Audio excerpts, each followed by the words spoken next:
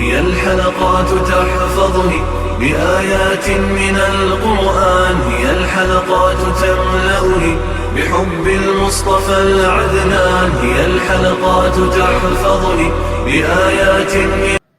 اعوذ باللہ من الشیطان الرجیم، بسم اللہ الرحمن الرحیم۔ السلام علیکم ورحمۃ اللہ وبرکاتہ۔ آج ہماری اصول فقہ کی چوتھی کلاس ہے۔ جیسے کہ میں نے پچھلی کلاس میں کہا کہ ہم قرآن، کتاب اللہ، سنت، احادیث نبویہ، اجماع امت اور قیاس کی لغوی اور شرعی معنی کے اعتبار سے بحث کریں گے۔ پچھلی کلاس میں نے کتاب اللہ کے اوپر گفتگو کی، اس کی تعریف اور اس کی اقسام کو بیان کیا۔ آج سنت کے اوپر اور اجماع کے اوپر ہم گفتگو کریں گے۔ سنت کا لغوی معنی عادت اور طریقے کے ہے، اور فقہاء کرام کے ہاں جو سنت ہے وہ اس عبادت کو کہا جاتا ہے جو فرائض واجبات سے زائد کہ اس کی کرنے پر ثواب اور نہ کرنے پر گناہ نہیں۔ اہل اصول کے ہاں جو سنت کی تعریف ہے وہ یہ ہے کہ ما اضیف الی النبی صلی اللہ تعالی وسلم من قول او فعل او تقریر او صفت، یعنی نبی کریم صلی اللہ تعالی وسلم کی طرف جن اقوال کی، جن افعال کی، جن تقریر کی اور جن صفت کی نسبت کی جائے اسے سنت کہتے ہیں۔ قول اور فعل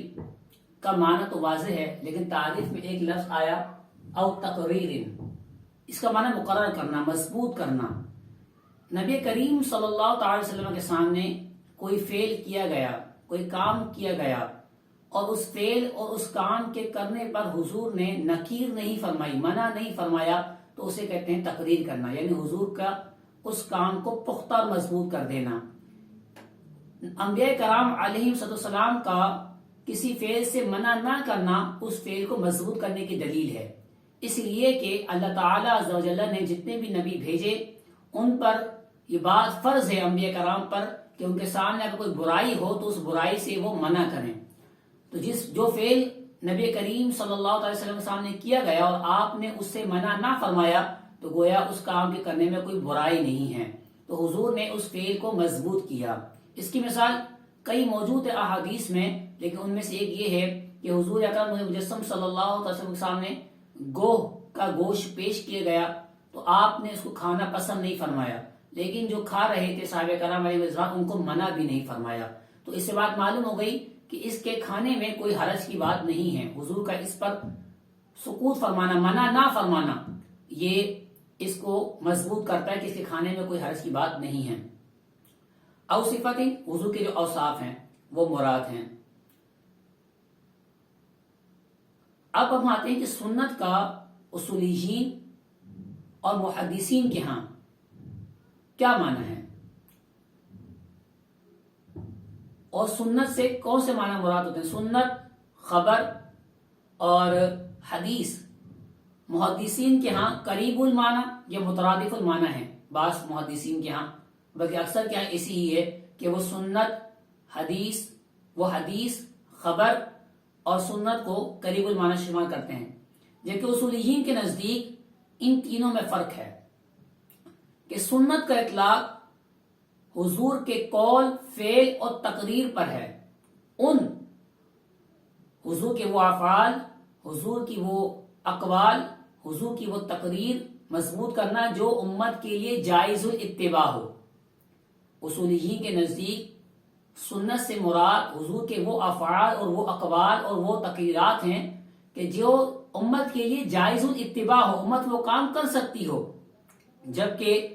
حدیث اور خبر کا اطلاق چاہے وہ افعال جائز الاتباع ہوں یا وہ جائز الاتباع نہ ہوں تو ان پر خبر اور حدیث کا اطلاق ہوتا ہے کہ حضور کی حدیث تو ہیں مگر وہ سنت نہیں امت محمدیہ کے لیے۔ تو اس اعتبار سے اگر منطق اسلام میں کہا جائے تو کہیں گے ہر سنت حدیث تو ہے، ہر سنت حدیث تو ہے، مگر ہر حدیث کا سنت ہونا ضروری نہیں، بلکہ بعض حدیثیں سنت ہیں اور بعض نہیں. یعنی جیسے نبی کریم صلی اللہ علیہ وسلم کا 4 سے زائد یعنی 9 بیک وقت 9 ازواج مطہرات حضور کے نکاح مبارک میں تھیں، تو یہ امت کے لیے جائز الاتباع نہیں ہے، مگر حضور کی حدیث ضرور ہے، حضور کی افعال کو بتانے والی ضرور ہے، لیکن یہ افعال جائز الاتباع نہیں ہیں. حضور نے اور نبی قرآن مجید میں رب تعالی نے عام مسلمانوں کو 4 ازواج رکھنے کی اجازت دی، تو ہمارے لیے یہیں تک جائز الاتباع ہے، وہ بھی اگر عدل اور انصاف قائم رکھ سکیں، بشرطے کہ ضرورت ایک ہی پر اکتفا کرنا کافی رہے گا. تو سنت کا اطلاق حضور کے قول فعل جو امت کے لیے جائز الاتباع ہیں ان پر ہوگا اصولیین کے نزدیک، اور جو جائز الاتباع نہیں ہیں ان کو سنت نہیں کہا جائے گا اہل اصول کے نزدیک. سنت کا اطلاق جس طرح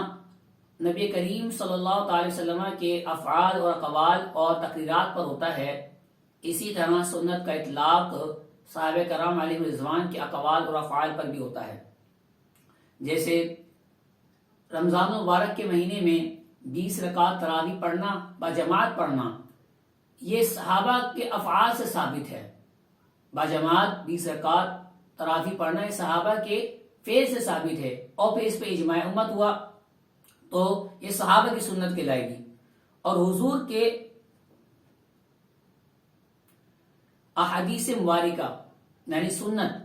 اصولیین کے ہاں جو احادیث ہیں،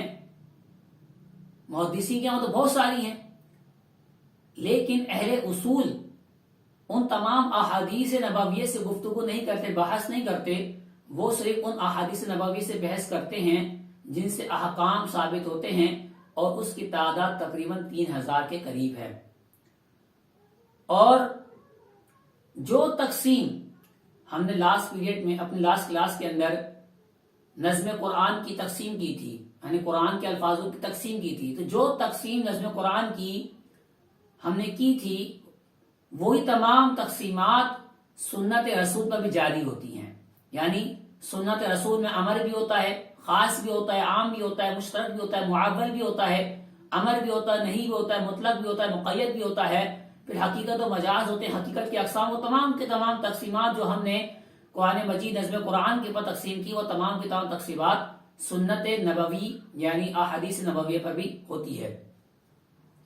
یوں ہی سنت جو ہے وہ شریعت میں اس کی حجت کیا ہے، تو قرآن مجید فرقان حمید حضور کی اقوال کو افعال کو مضبوط کرتے ہوئے، اور حضور کے افعال اقوال امت کے لیے باعث دلیل ہیں، حجت ہیں. قرآن مجید میں اللہ شاہ فرماتا ہے وَمَا آتَاكُمْ الرَّسُولُ فَخُذُوهُ وَمَا نَهَاكُمْ عَنْهُ فَانْتَهُوا، جو اللہ کے نبی تم کو عطا فرمائیں اس کو لے لو، اور جس سے منع کرتے ہیں اس سے باز آ جاؤ. یوں ہی فرمایا مَن يُطِعِ الرَّسُولَ فَقَدْ أَطَاعَ اللَّهَ فَمَا يَا أَيُّهَا الَّذِينَ آمَنُوا أَطِيعُوا اللَّهَ وَأَطِيعُوا الرَّسُولَ. تو یہ مختلف آیات مبارکہ ہیں جو نبی کریم صلی اللہ علیہ وسلم کے افعال کو اقوال کو باعث حجت اور ہمارے لیے عمل کے لیے دلیل بنتی ہیں. تو ہم نے اس مختصر وقت میں سنت کی تعریف کو جانا، سنت کے لغوی معنی کو جانا، سنت کی شرعی تعریف کو جانا کہ ما اضیف الی النبی صلی اللہ علیہ وسلم من قول او فعل او تقریر او صفت، اس کی شرعی تعریف کو جانا، اور محدثین اور اصولیین کے یہاں اس کے جو فرق ہیں، ان کے الفاظ کے مترادف المعنی ہے کہ مترادف المعنی نہیں، اس بات کو جانا. اور ہم نے جانا کہ سنت کا اطلاق حضور کے اقوال اور افعال پر جس طرح ہوتا ہے اسی طرح صحابہ کے اقوال اور افعال پر بھی ہوتا ہے. اور جو احادیث ہیں جن سے اصولین بحث کرتے ہیں اس کی تعداد تقریباً 3000 کے قریب ہے.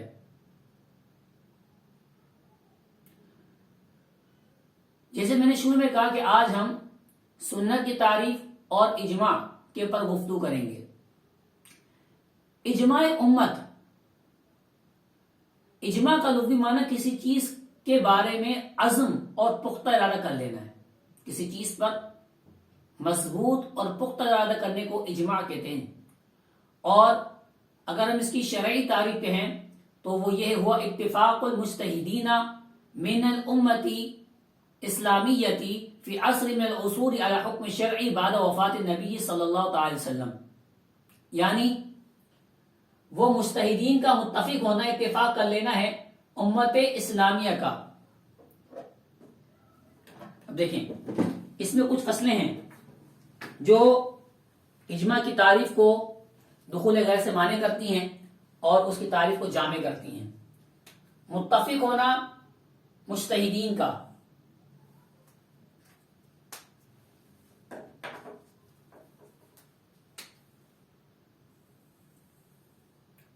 جن میں اجتہاد کرنے کی صلاحیتیں ہیں، تو وہ اگر کسی بات پر، کسی مسئلے پر متفق ہو جائیں، اور من الامت الاسلامیہ کی، یعنی یہ خاص امت محمدیہ ہے، اس سے پہلے جو امتیں تھیں ان کے علماء اگر کسی بات پر متفق ہو جائیں تو وہ دلیل شرعی نہیں بن سکتی تھی، مگر اس امت کے جو علماء ہیں، امت سے مراد علماء مجتہدین ہیں، تو اس اسلامی امت کے،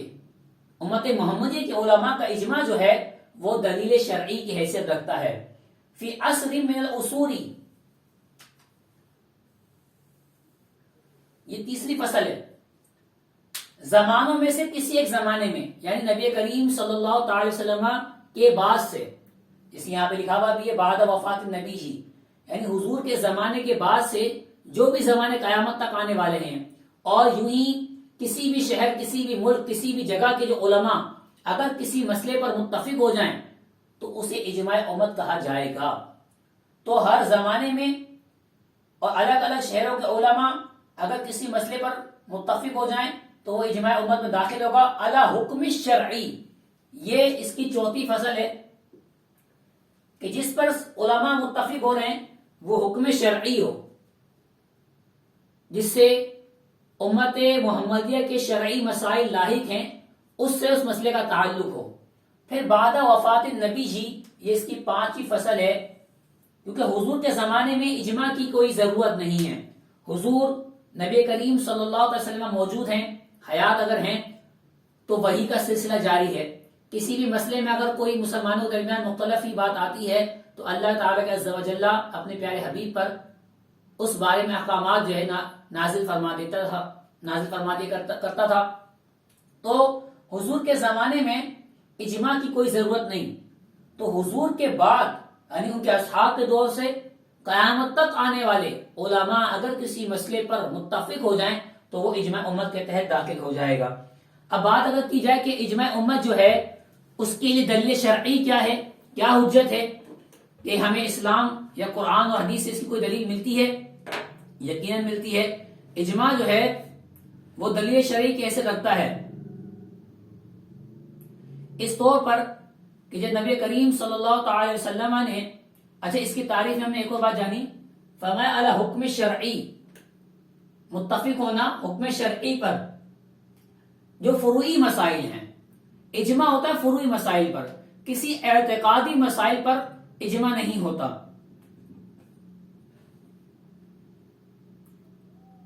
اب اگر اجماع کی حجت کی بات کی جائے تو قرآن مجید فرقان حمید میں بھی اس کی دلیل موجود ہے کہ وَمَن يُشَاقِقِ الرَّسُولَ مِن بَعْدِ مَا تَبَيَّنَ لَهُ الْهُدَىٰ وَيَتَّبِعْ غَيْرَ سَبِيلِ الْمُؤْمِنِينَ نُوَلِّهِ مَا تَوَلَّىٰ وَنُصْلِهِ جَهَنَّمَ وَسَاءَتْ مَصِيرًا، کہ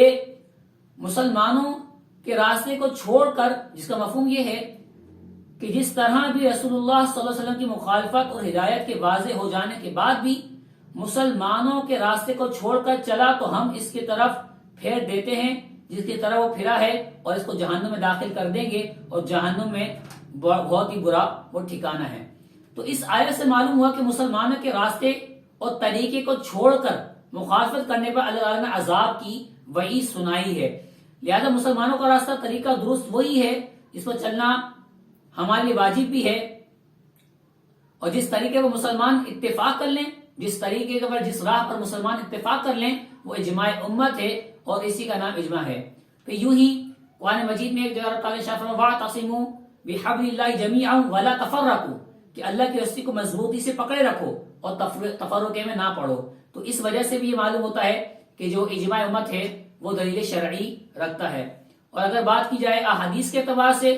تو حضور نے فرمایا لا تجتمع امتی علی ضلالتی، یعنی میری امت جو ہے وہ گمراہی پر جمع نہیں ہوگی. قرآن سے ہمیں استدلال ہوتا ہے، احادیث سے استدلال ہوتا ہے علیکم بسواد الاعظم، تم پر سواد اعظم کی پیروی لازم ہے. یعنی جب حضور نے فرمایا لا تجتمع امتی علی ضلالتی کہ حضور کی جو امت ہے وہ گمراہیت پر جمع نہیں ہوگی، تو اس سے معلوم ہو گیا اس دور کے جو علماء ہیں یا حضور کے بعد سے لے کر صحابہ کے زمانے سے لے کر قیامت تک آنے والے جو بھی مجتہدین ہیں ان کے کسی قرآن و حدیث پر کسی مسئلے کو اخذ کر اس مسئلے پر عمل کرنا، امت کے لیے راستہ بتانا اور وہ لائق عمل ہونا، یہ اسی امت کے علماء کی شان ہے اور انہی کے لیے لائق ہے. یوں ہی اگر